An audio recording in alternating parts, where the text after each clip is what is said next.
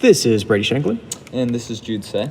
We are both going into engineering at K-State, and today we are going to talk about the main use of communication in the engineering field, which is the engineering design review, and how it is applicable to mathematical and science courses. The Engineering Design Review, as explained by A Pocket Guide to Public Speaking, a book about all things public speaking by Dan O'Hare, Hannah Rubenstein, and Rob Stewart. The Engineering Design Review is identified as the problem-solving steps in devising a product or a system in response to an identified need. Design review is very useful in almost all engineering categories, such as mechanical, electrical, industrial, chemical, really any of them. But what is an engineering design review, and why would one actually do one? So engineering design review helps engineers with problem solving and talking it out with your coworkers and business people and helping find a solution to a certain issue. But what exactly is a design review? Well, as I said before, it is the steps to solve an identified problem.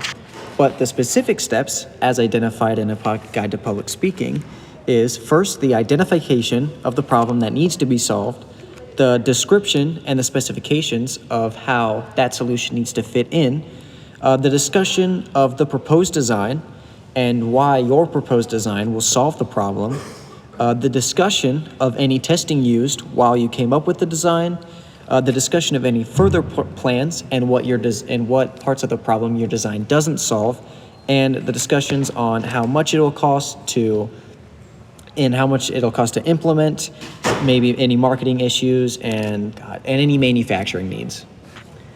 But how does an engineering design review relate to science and mathematical courses?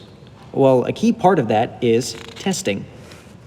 Testing is a key part of both science and engineering, and many use it in their day-to-day lives for those who go into engineering. According to teachengineering.com, the engineering design process consists of asking what the problem is, researching the problem, imagining possible solutions, creating a prototype, testing that prototype, and improving the prototype, and then finally repeating the problem until it is solved.